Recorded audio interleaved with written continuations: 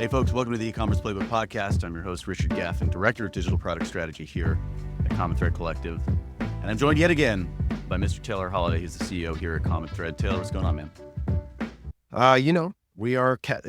We're in the thick of it. This is like main countdown time. My kids also have their soccer championship tonight, and I'm very nervous. So I'm also a little antsy today, trying to get through it, trying to think about how I'm going to maintain my composure and not yell at the youth referees tonight. That's what I'm trying to gather. You've been one of those dads in the past? I get a little bit.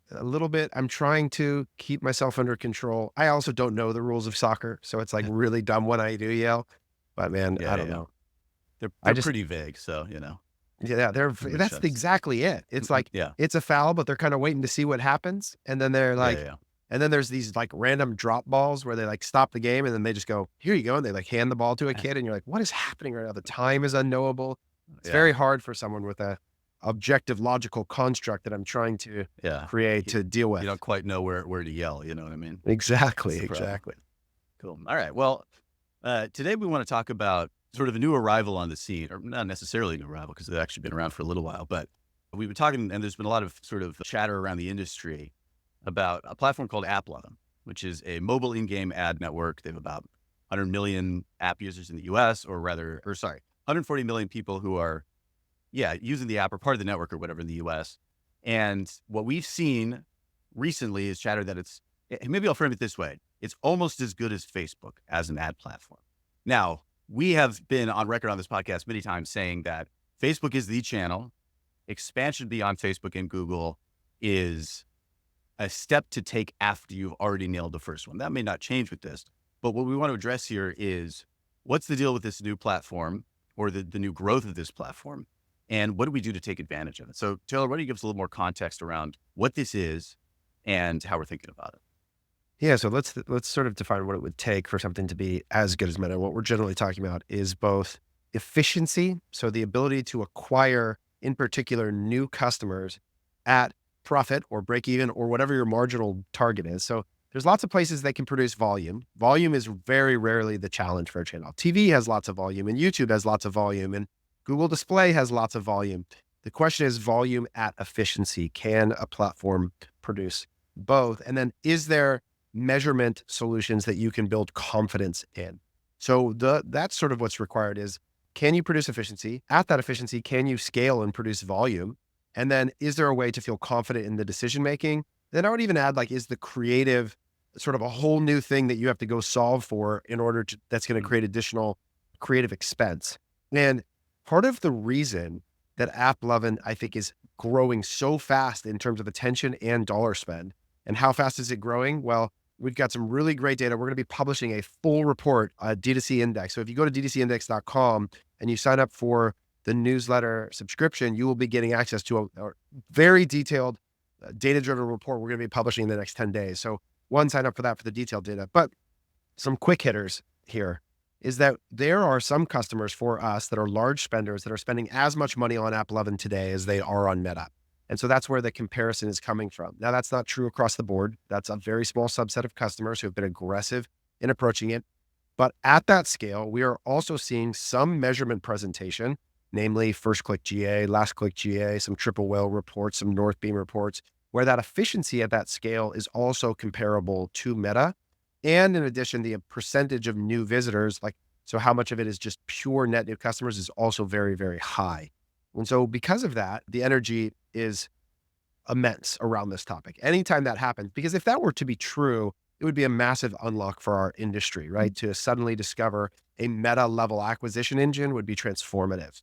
I mean, probably like as transformative as COVID, like that level of impact, if it were true, to suddenly say, there is a tool as good at Meta as helping consumer businesses sell things online. So it's really important to understand the potential impact, to orient yourself around a really hard question, which is how much attention and energy should I put towards that?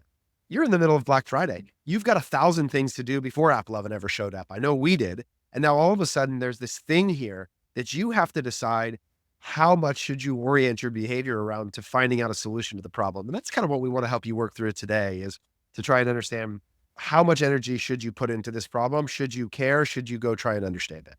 Yeah. So maybe let's start out by framing, so in what way is let's say, the buzz around AppLovin different than the buzz was around like TikTok when TikTok Yeah. ads launched? Well, I think it's in some ways it's very similar, except I think for two things. One is, and as tends to be the case to this thing, I think with TikTok, what you saw was similar to what I see with YouTube, which is that there was a very small number of these case studies that got floated around that were intended to represent the opportunity for everyone. And it was this idea that there's the potential to win really big on those channels, but there wasn't this sense that like everybody who was doing it was having success, so that the median level outcome was also really high.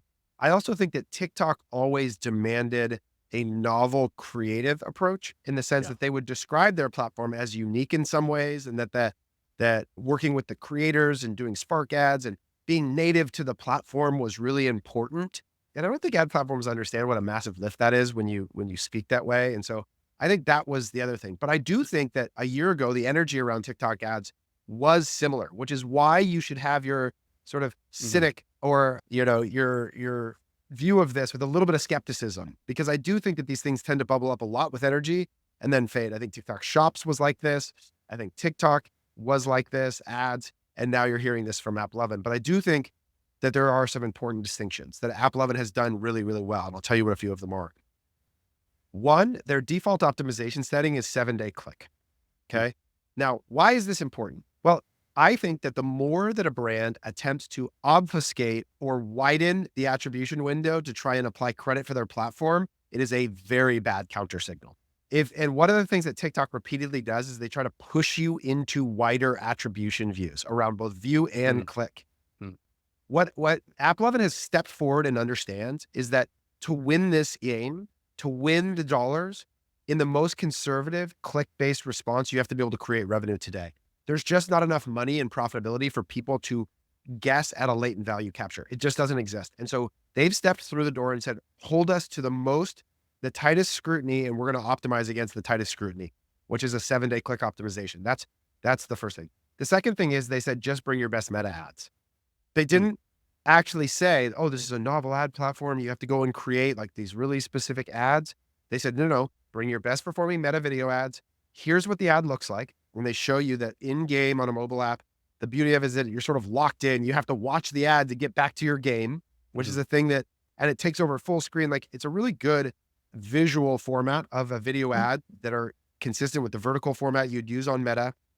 And so they've gone right after the gold standard, which is if I could use my existing creative on a 7-day click and drive a profitable result, you will get the ad dollars of this industry. This is Mm. a mistake that Google makes. This is a mistake that TikTok makes. They all try to obfuscate measurement and widen the attribution view to try to create a scenario by which their product is valuable. But in e-commerce, in direct response, the gold standard is if you can drive ROAS on a 7-day click, you will get the dollars of the industry. And they are delivering against that very specific premise. And they've held themselves to a very high standard with that in a way that I think is really powerful. The other thing Mhm. they've done, and this is similar to what Meta does too, is they've invited the measurement people in. They've invited House and others to say, hold us to a geo holdout standard. We actually want to deliver on the highest standard. Again, Mm. same problem that I see from Google and TikTok is they've resisted bringing in those standards and said, and no, we have to do it our own way. We have to use Google Geo 2X and it's really hard and cumbersome. You have to meet with the measurement.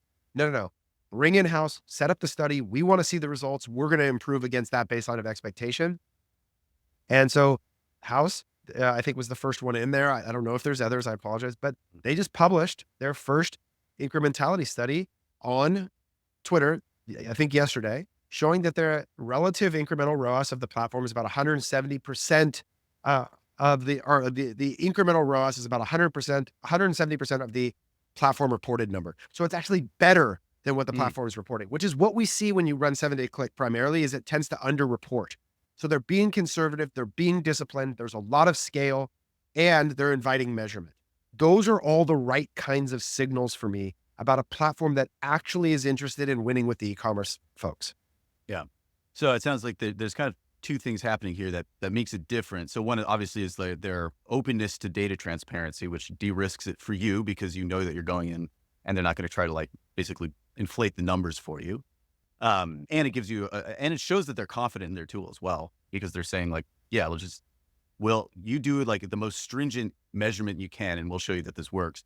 And then it sounds like it seems to me that there's also something fundamental about this particular ad placement or platform that's really interesting as well, of being a Yeah, sort of like a captive audience who is compelled, like basically, you're not guaranteed, but you're probably going to get people watching or experiencing your entire ad most times because they want to get to the next level of Bejeweled or whatever, right? exactly. That's right. Um, The and other thing and is, here's yeah, a go ahead. question. Who Mhm. do you think it is? Who do you think the audience is on mobile games? That's an interesting question. I would say it's like maybe a lot of older women. That's exactly Like, right. yeah, That's okay, exactly right. So what's really interesting is with our main customer that's spending the most there, if I look at the demographic data, it's older and it's more female and it's more gifting. Um, so what interesting. you get is, and I think when people hear gaming, they tend to, or at least I've seen a few times where they conflate that with like the Twitch streaming audience Yeah, that is playing Fortnite and it's young males. That is not what we're talking about. We're talking about Candy Crush and Bejeweled, and it yeah, is primarily older women, which is a high spending demographic. So I think yeah, they're, and what I've seen is it's in Meta, that audience is extremely expensive to reach. It's the yeah, most competitive, most expensive dollar.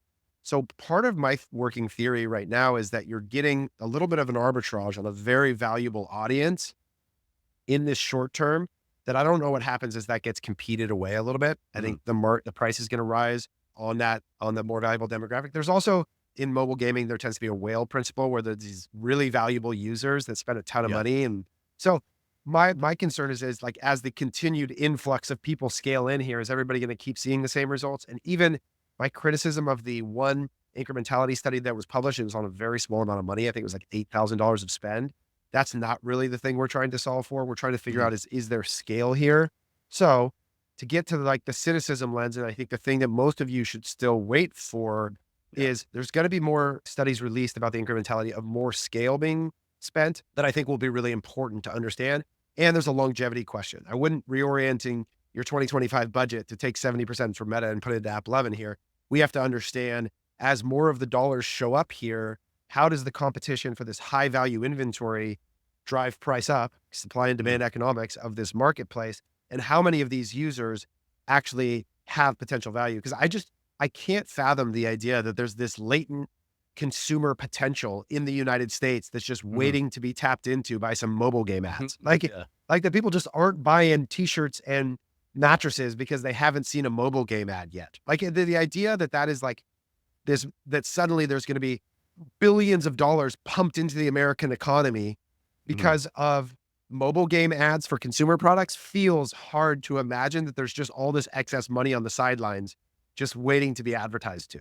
I get yeah, so I am a little bit skeptical of it for that reason, is that the scale of what we're talking about would just require so much additional spending to suddenly show up out of nowhere. And that'd be amazing. And I could be wrong about that, but mhm. that feels hard to to understand that being possible. Yeah, yeah. I think like what trips my skepticism alarm or whatever is like the fact, why is this happening now? I guess, right? Like, do you have any sense of that? Like, why did people all of a sudden discover, well, you could sell real products instead of just other apps on an app or whatever? Or like, why is this? Yeah, well, I What took think so long? the AppLovin in particular decided to go into e-commerce this summer. And it's funny, when I talk with them, it's actually Scott Kramer and Laura Geller that like ran Yeah. a case study that became like the thing that they started selling everywhere. And so the big news item that caused this was AppLovin reported Q3 earnings and their stock price jumped 100% in a day. Oh, damn. And so in the beginning of November, it became a big PR cycle that also drove a bunch of awareness in our industry about them because their earnings calls was through the roof. And so the stock jumped from 50 billion market cap to like 100 billion market cap in a day. So it became a giant PR story everywhere that also brought a bunch of attention to it. Um, and then that sort of starts the cycle of all of people like us and everybody else in the industry talking about it. And so I think that's the energy that's coming behind it. And so here's the deal of what we know right now is that it's a fully managed service. So there's no self-serve ad platform yet. They're trying to get there. So that's the limitation to onboarding people. Right now they have a requirement that you spend $20,000 a day on Meta in order to Mm, spend on the platform, which as a skeptic would make me go, why do you need me to be driving demand somewhere else for you to run ads? But the opposite argument is that's their way of qualifying advertisers with real budgets. So tension there. I know on Bamboo Earth, we got in at a lower expectation than that. We're spending a little bit on the channel.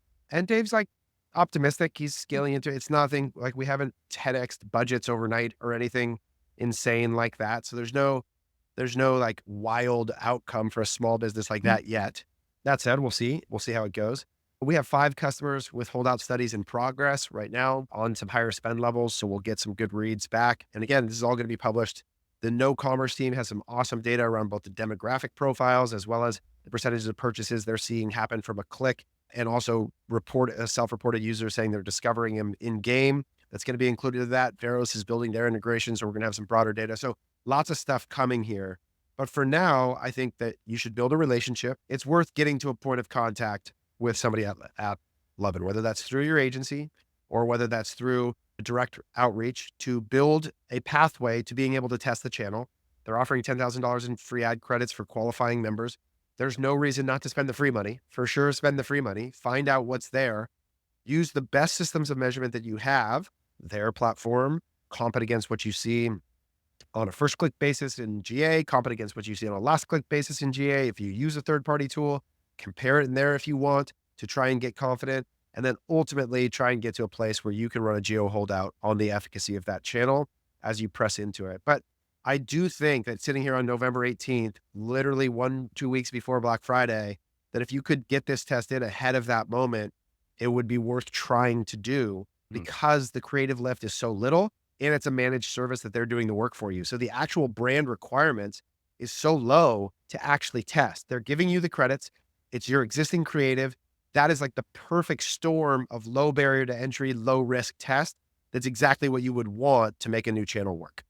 Yeah. In summary, basically check it out. It's low risk for the time being. Don't necessarily put all your eggs into this basket because we don't know yet, but it sounds. And if you need help, reach out. Like they're in our Slack with us. Like we talk to them. We're talking to their team all day, every day. So if you need someone to help you with that channel, reach out. Our customers, we're going to get some priority treatment. We're getting close to being able to do the self-serve work on our side. So lots of exciting things happens. If you need a point of contact, we're happy to help provide it. Totally. I know, real quick, when's the data report coming out?